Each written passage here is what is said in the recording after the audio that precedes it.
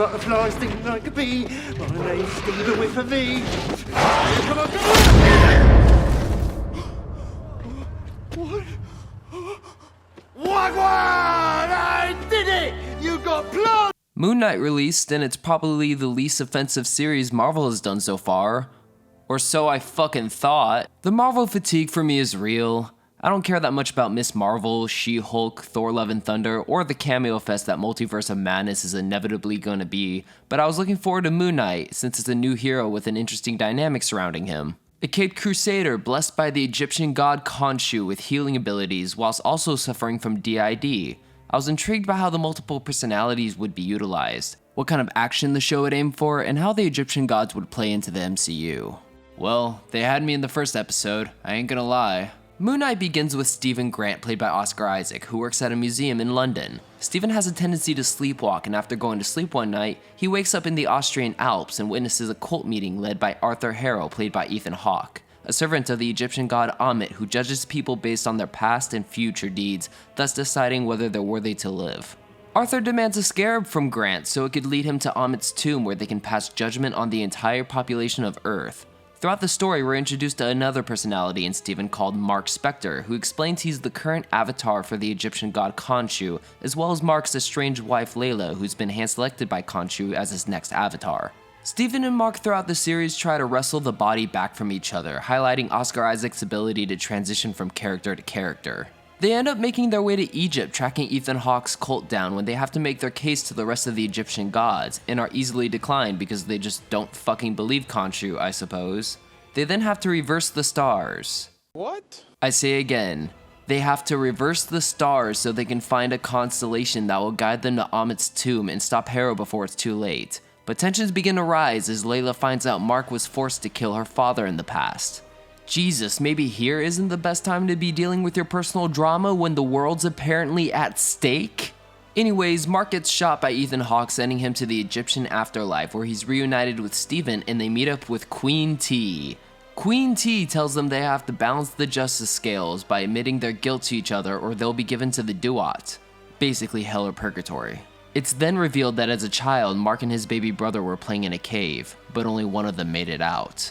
Mark's mother resented him and abused him, so in order to escape from the pain, he created an alternate personality, Stephen.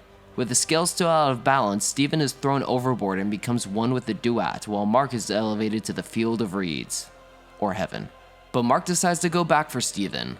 Ethan Hawke releases Ammit and Layla is being persuaded by Taweret to become her avatar so they can imprison Ammit because they need more avatars in order to do that, for some reason.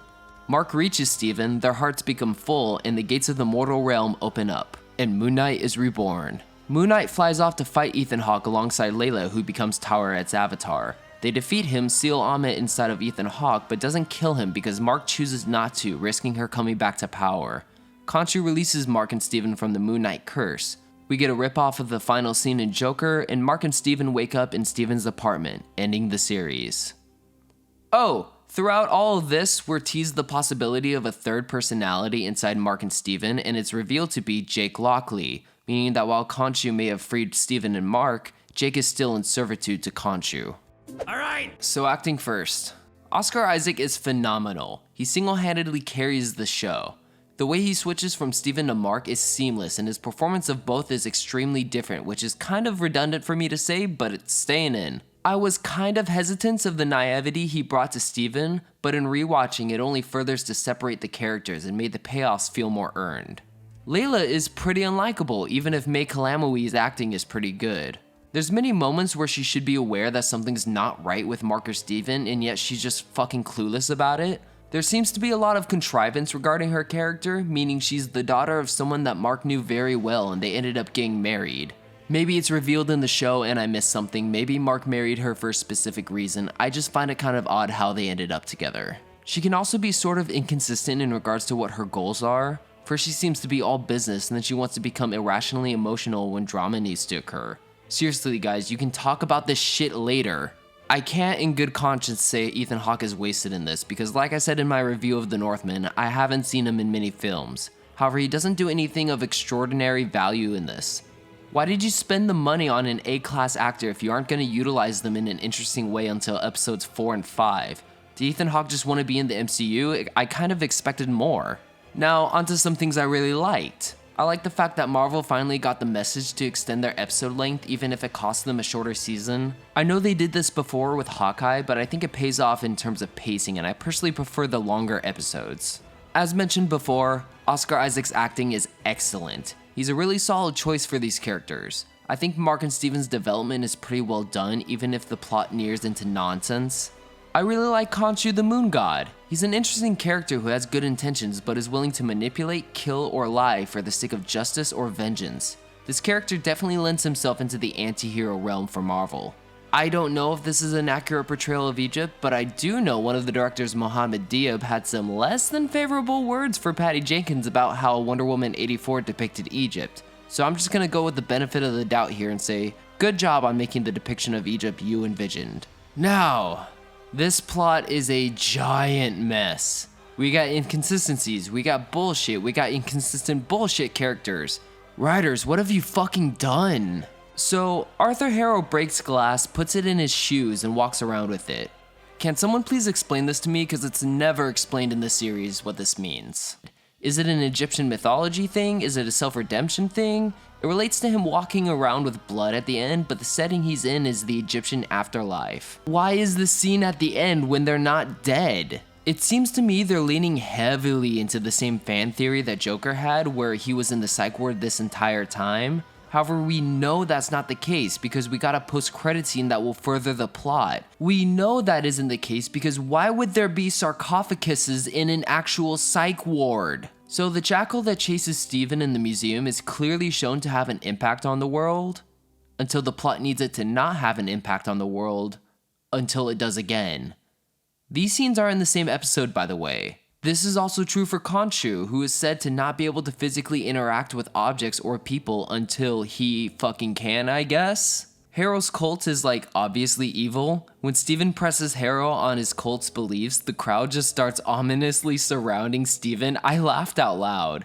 There's zero attempt to make this cult nuanced, relatable, or legitimate. They're just evil. Marvel has a huge issue with trying to make their villains understandable, and they trip over their shoelaces almost every single time. I'm not sure if the showrunner's intentions were to make them nuanced or believable. If it was, they failed horribly, and if it wasn't, then you're setting yourself up for a weak villain. I mean, how many times have you heard Marvel fans reference Caecilius or Malekith or Darren Cross? This council scene is giga cringe. I know they can't actually have all the Egyptian gods in all their glory cause budget, but this Avatar vessel bullshit gives me major supernatural vibes. I know it's all about context, but it also doesn't help that the gods just invite Harrow, ask him if he's lying, and when he says no, they just send him on his way. If I were to give benefit of the doubt, I'd say the council is blatantly biased against Khonshu, and if that is the case, then the Egyptian gods are incompetent. If they aren't, and they don't press Harrow more about these claims, then they're incompetent. These scenes are such a clusterfuck, they could take up a whole video themselves. So is Khonshu creating projections? If so, why is he projecting it across the globe for other people to see? Why not just project it for his groupies? Is Khonshu physically moving the stars? Because if so, he's murdering trillions of lives. Or is he turning back the earth, in which case everyone on earth should be dead? Any of these instances should be alarming every magical authority on earth. The ones we have seen or the ones yet to be announced and retconned into this universe. This is my biggest issue with Marvel, and that is their universe is gargantuan and all-encompassing, giving us characters that know about each other and operate together, until they don't. This is the same issue with why Doctor Strange didn't intervene at all with Wanda's Hex. Oh wait, that was a different reason. I don't get why there's zombie men in the tomb. Likely due to a mystical Egyptian curse, but my fourth wall brain just starts screaming because it's kinda clear the writers need to fill the episode in with some action. Like, Marvel is known to do this, most of the time, and it's infuriating because it screams that they don't trust their audience to be engaged with the story they're telling, so they have to throw action scenes into the mix. Daredevil never had this problem. We had entire episodes without action, making the action scenes when they did occur all the more impactful. So, Mark created Steven so that Mark could escape his mother's abuse. However, Steven only remembers his mother as a good person and even thinks she's still alive. When Steven confronts Mark, Mark says that Steven got to live a happy life. However, the scene they were just in is Steven being beaten by their mother. So, which the fuck is it? Does Steven remember a bad mother or not? Shouldn't it be the opposite and Mark only remembers a good mother while Steven remembers an abusive one? Who does Steven think he's talking to when he's calling his mom? Why were the souls of the people Mark killed sent to the Duat? I assume Mark and Steven were sent there due to being connected to Khonshu or because they died in an Egyptian grave, but some people from Gabon, New York, and Dubai were sent there? Towerette even mentions how it's been a while since people have come to that realm. Layla is hesitant about becoming enslaved to Khonshu, an Egyptian god, but happily accepts Towerette? I know it's because they need more avatars, but she's already made a stance on Khonshu. Why would she trust Towerette to make this a temporary decision? Also, why would Towerette give Layla wings like Falcon? Towerette is the goddess of fertility. Wings are like Izisi's thing. Creators, you done goofed. Can Moon Knight fly under the moon? Because he actually just flies for miles towards Cairo only because the moon is out. I know he can't only turn into Moon Knight when the moon is out because he's literally suited up in this scene, in the sun. What, does he get a boost because it's nighttime or some bullshit? Khonshu and Amit get into a giant kaiju fight by the pyramids and it's just cringy. Like, they're gods. They can apparently move the stars and their solution is a 450-foot tall rumble. Mark and Steven begin fighting with each other, switching from Moon Knight to Mr. Knight. However, Steven can just now fight really well. Like, he even says he has a whole new set of skills. From where? How? Did you learn it when you turned into stone? This is like when fans were explaining that Rey downloaded all of Kylo's training, except worse, because here there's nowhere to learn it from. Wow, okay, so now that I read all this back and saying it out loud, it's very clear I don't have very many positives to say about this show. On a plot level, it's all pretty much bullshit. You get some decent character development, Oscar Isaac is an excellent actor, but I'm sure I didn't even get to everything that this show fumbles with. Like a shitload of continuity errors. Did you guys forget that drivers in Europe drive on the right side? I hear a lot of people were disappointed with the depiction of Mr. Knight, and I can see that. I hear he's supposed to be very suave and proper, but instead we get this. Like a butterfly, sting like a bee. My name's Steven with a V. Marvel, stop making shows like they're movies. It isn't working for ya. Every show has been a complete dumpster fire, and Phase 4 doesn't seem to be faring very well. We're 1 in 4, ladies and germs, so let's see how Dr. Weird and the crazy multi-fleam pans out. Anywho, that's all for now, guys.